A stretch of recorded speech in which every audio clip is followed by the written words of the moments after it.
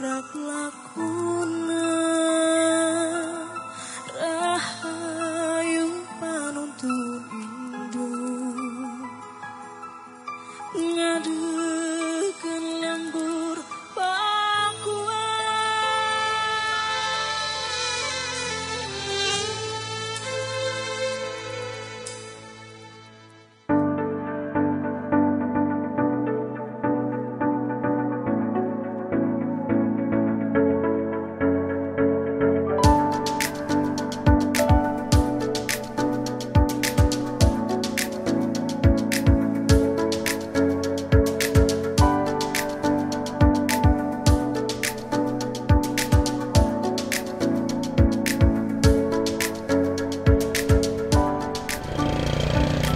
Ini orang nyebutnya keong racun atau bekicot. Mungkin nggak ada manfaatnya, tapi sebenarnya ini pakan ternak yang baik. Jadi kalau punya itik nggak usah banyak-banyak, punya 10 ekor aja, dikasih makan ini tiap hari, dikasih dedak yang memadai. Nah, kemudian kan lumayan tuh bisa bertelur 3 biji, 4 biji buat panganan. Nah sekarang karena pagi ini lagi cari susah makanan, kasihin sama si Endut. Nah Endut, kamu nih buat makan siang ya. Buat kicot.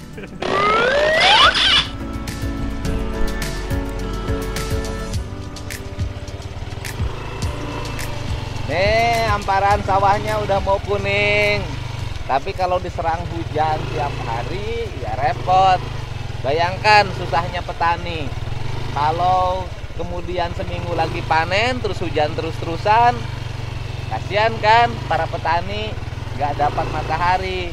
Untuk itu diperlukan dryer, yaitu pemanas untuk padi, sehingga tidak perlu mengandalkan matahari dulu gitu loh. Sehingga program-program pemerintah diarahkan apa yang menjadi kebutuhan masyarakat, sehingga padi kita menjadi aman. Coba kalau musim hujan begini, hujan tiap hari, motong padi kan susah. Itulah para petani, tapi mereka tidak pernah berhenti untuk bekerja. Mereka terus saja, tak peduli hujan, angin, nggak ada jam kerjanya, nggak ada liburnya, nggak ada cutinya. Itulah petani. Kalau tanpa mereka, kita pasti kekurangan beras. Kalau sudah kekurangan beras ya impor. Kalau negara lain tidak lagi ngirim beras kan berat juga, atau terus-terusan impor kan merusak devisa negara. Bayar dolarnya dari mana? Gitu. Tuh padinya udah menguning bagus. Dan kalau bicara sawah, kita bukan hanya bicara produksi, tapi bicara juga estetika atau keindahan. Jalan di sawah seperti ini, pemandangan yang sangat indah yang jarang didapat. Itulah pentingnya kita mempertahankan sawah. Bukan hanya memiliki fungsi untuk menampung banjir ketika hujan nggak berhenti-berhenti, tetapi juga memiliki fungsi keindahan di mana kita bisa menggunakannya sebagai tempat rekreasi. Jadi nggak usah jauh-jauh, bersepeda di sekitar sawah aja bisa membuat kita bahagia. Gitu ya. Pokoknya hidup mah nikmati apa adanya gitu. Jalan-jalan di sini aja menjadi sesuatu yang luar biasa. Perlu sawah harus tetap dipertahankan, jangan terus-terusan dijual pakai beli motor sama mobil. Nanti kalau mobilnya rusak, motornya rusak, sawahnya hilang. Terus mau makan dari mana? Atau terus-terusan dirubah menjadi perumahan. Kalau rumah terlalu banyak, orang terlalu banyak, kalau sumber padinya nggak ada, kan repot juga. Hidup harus selalu seimbang, jangan terlalu serakah. Pembangunan harus memperhatikan alam dan lingkungan.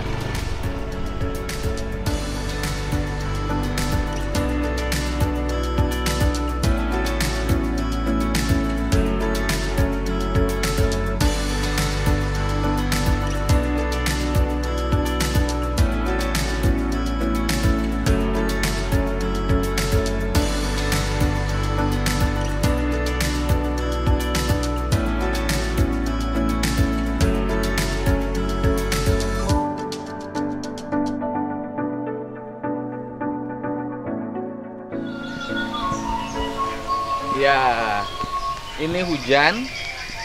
Saya baru selesai bersepeda dan harus dilakukan karena kalau tidak daya tahan tubuhnya menurun. Hari ini hampir semua orang yang ada di sini demam, tapi bukan karena COVID, tapi demam karena pengaruh cuaca. Saya terbiasa melawan arus, melawan hujan untuk dinikmati, dan hujan ini dimanfaatkan untuk terus menanam. Di area Lembur Pakuan ini saya terus menanam. Ini anggreknya. Dia sangat menikmati hujan ini dengan baik. Ditempelkan di pohon sebagai medianya.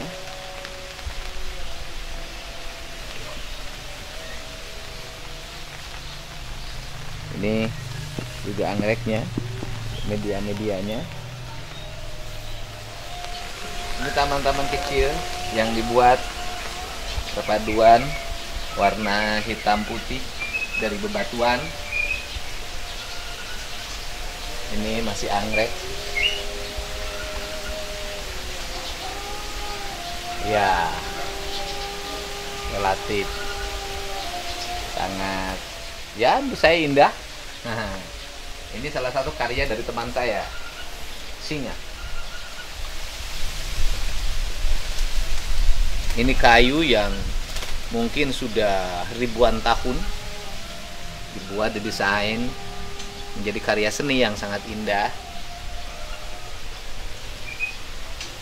Ini rerumputan sebagai media agar nanti di musim kemarau tidak panas tanahnya. Saya selalu ingin bahwa di sekitar rumah itu suasananya harus hijau, terbuka, dan dibiarkan air untuk jatuh ke tanah. Rumahnya nggak usah terlalu besar, karena kebutuhan rumah itu kan hanya untuk tidur, berkumpul sama keluarga, menerima tamu harus di luar, jangan di dalam. Kemudian masak, nggak usah terlalu besar menurut saya, tapi justru halamannya yang harus besar. Karena halaman sangat penting untuk kehidupan kita keseharian. Halaman yang besar cermin dari bagaimana kita membuka diri terhadap warga, terhadap masyarakat sekitar. Ini selalu saya ingin menampilkan air, karena air itu merupakan sumber kehidupan manusia. Tak mungkin manusia tanpa air. Ini taman,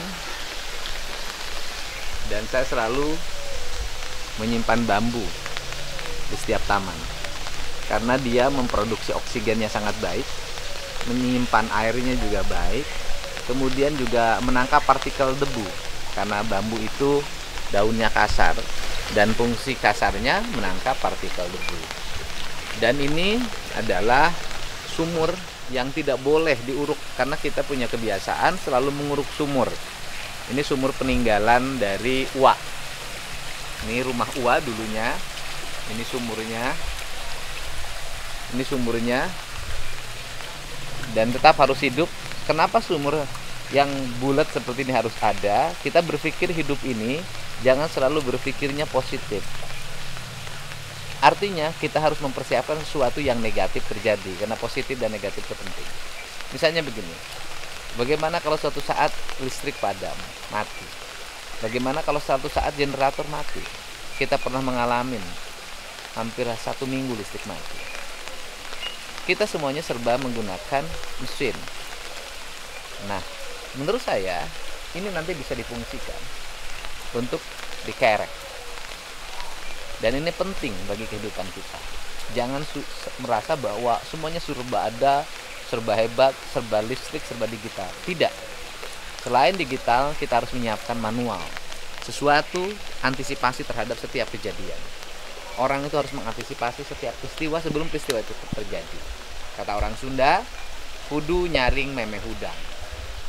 Ini prinsip-prinsip dasar.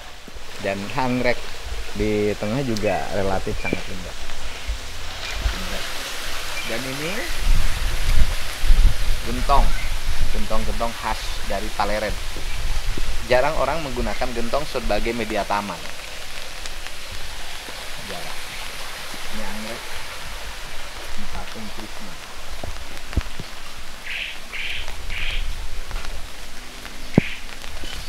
Kita lagi menamin rumput terus, rumputnya ditanam. Selagi hujan, nanam terus rumput. Manfaatkan cuaca seperti ini untuk terus memuliakan bumi, memuliakan tanah, agar dia memberikan makna berkah bagi kita. Hujan seperti ini adalah momentum untuk kita menanam, dan menanam. Saya sangat terinspirasi tadi baca sebuah tulisan sebuah keluarga dalam waktu 20 tahun berhasil menanam hampir 2 juta pohon oleh suami dan istri. Dia bisa membuat hutan yang tadinya tandus menjadi sangat hijau. Itu inspirasi buat saya. Sehingga nanti saya pun akan terus melakukan itu. Membongkar daerah-daerah yang menurut saya harus dibongkar, diangkat tanahnya, batu-batunya, ditanamin pohon. Angkat, tanamin pohon. Bangunan yang tidak pasti saya bongkar, saya tanamin pohon. Bangun tidak mesti saya bongkar, saya tanamin pohon. Sebanyak-banyaknya bumi ini harus tanamin pohon dan jangan menebang. Ini pohon rambutan, tanam dulu saya waktu kecil nanam pohon ini, cangkokan masih ada. Dan saya nggak mau menebang, karena bagi saya pantangan untuk menebang pohon. Nah, bagaimana agar indah? Sekarang rambutannya dihiasi oleh berbagai tanaman bunga anggrek. Ini bebatuan yang biasa ada di sekitar kita. Media-media ini penting bagi kesehatan manusia. Gucci. Ini salah satu patung candi yang saya dapat dari galeri atau toko-toko di Yogyakarta yang mungkin umurnya ini sudah sangat lama, karena ini barang yang ada di halaman tokonya, halaman gudangnya, ya seperti benda yang tidak terpakai. Kemudian saya meminta sama yang punya toko untuk dikirim ke sini dan saya simpan di sini. Jadi saya adalah orang yang sangat mencintai terhadap berbagai peninggalan sejarah. Dan kita harus menjaga peninggalan masa lalu, karena tidak mungkin kita punya masa depan kalau tidak punya masa lalu. Jangan terlalu sombong sebagai manusia modern. Anda tidak akan menjadi manusia modern kalau peradaban tidak dimulai dari manusia batu. Dan semuanya harus tersimpan dalam jejak, bukan hanya digital tapi manual. Nggak ada hubungannya dengan berbagai kronik, nggak ada. Ini hanya kita mencintai peradaban dan sejarahnya. Nggak ada unsur pemujaan. Terlalu bodoh rasanya kalau saya harus menyembah, memuliakan patung. Terlalu bodoh. Masa patung yang kita buat kita sembah? Kan tidak mungkin. Kita hanya menjaga sebuah peradaban, dan itu adalah nilai estetika aksesoris tinggi. Dan kita menganggap ini adalah sama dengan batu-batu yang lain. Cuman ini adalah batu yang dipahat menjadi sebuah karya seni dan harus dihargai. Coba kita hitung, karya seni ini berapa sih nilainya? Taruhlah misalnya 10 juta. Nah, pertanyaannya adalah, kalau hanya batu biasa tidak dibuat karya seni seperti ini, berapa per kubik? Satu truk itu hanya 2 juta. Satu truk loh. Ini kan kalau dibuat karya seni menjadi bernilai tinggi. Gitu loh, menjadi bernilai tinggi. Besi ketika dijual di tukang rongsok paling hanya 5.000, 10.000, paling mahal 20.000. Tetapi ketika besi dibuat mobil Mercy menjadi 1 kilonya berarti bisa jadi nilainya 2 juta. Nah, inilah pentingnya kita berpengetahuan agar kita bisa merubah barang tidak bernilai menjadi bernilai. Batu ketika dihamparkan harganya sangat murah, ketika dipahat menjadi harganya tinggi. Ketika seluruh pahatan ini dibikin narasi cerita sejarah, misalnya ini adalah hidupnya 10.000 tahun yang lalu, maka ini bisa dibawa ke galeri, ke pusat lelang internasional di Singapura atau di Amerika. Nilainya bisa jadi miliaran.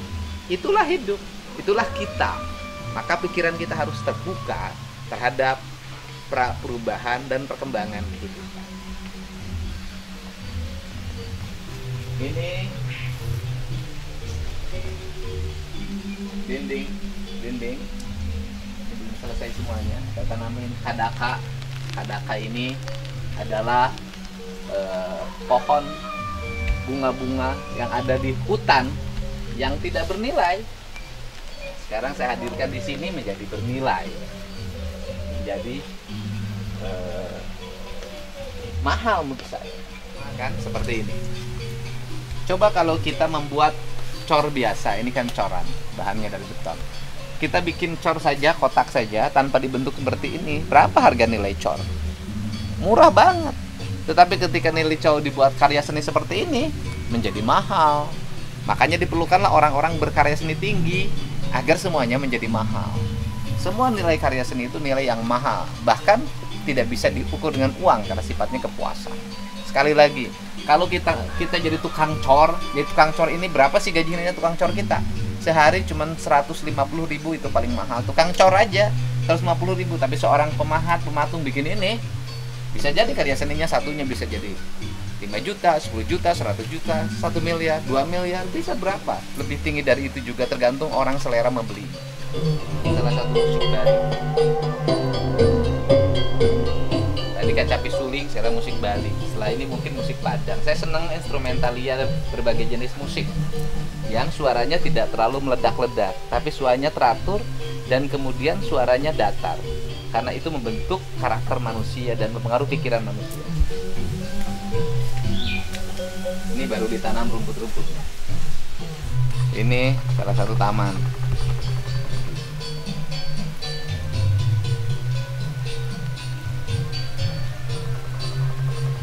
Ya, ini deretan bunga anggrek. Deretan bunga anggrek sangat indah.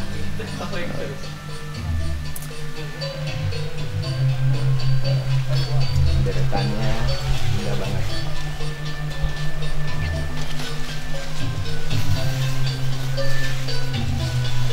Ini deretannya indah banget.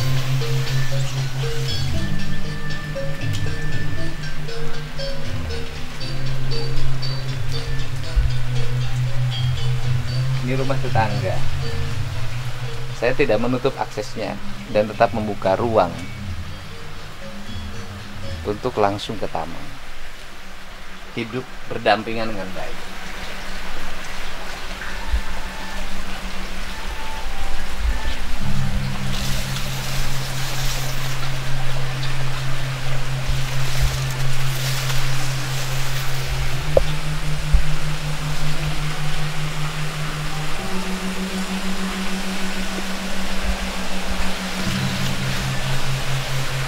Mungkin suasana di sini sudah tidak terasa bahwa ini suasana di sebuah kampung namanya Lembur Pakuan Sukadaya. Suasananya mungkin sudah suasana di mana, dan kita menghadirkan seluruh ini adalah untuk apa? Karena taman yang bersifat pribadi, ya untuk kebahagiaan pribadi. Tetapi juga dinikmati oleh banyak orang. Minimal orang juga bisa berkunjung ke sini, kemudian selfie dan menikmati, dan walaupun sekarang ditutup dulu karena COVID.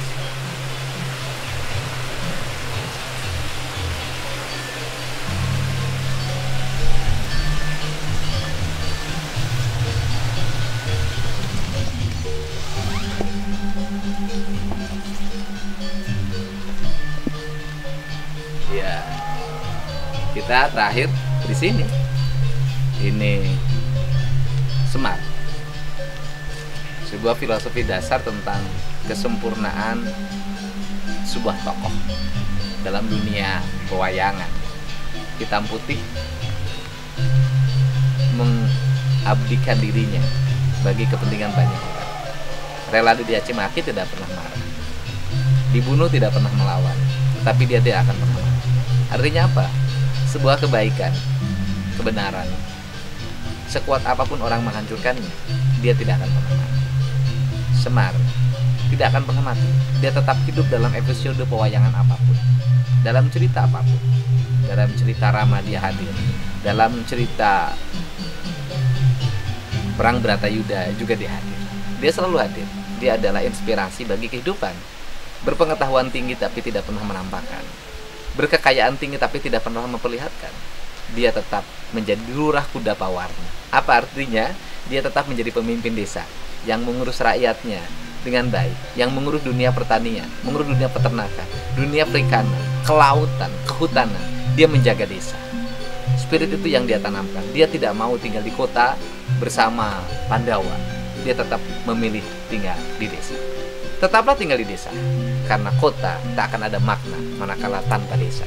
Lindungi desa, jangan terus dilakukan perubahan ingin bergaya kota, karena suatu saat kita akan kehilangan sumber kehidupan, sumber air, sumber udara, sumber pangan, dan berbagai sumber kehidupan lain. Dan desa adalah guru utama kehidupan. Jangan merasa tertinggal dari orang desa, karena kita jauh lebih maju peradaban. Salam dari Lembur Pakuan.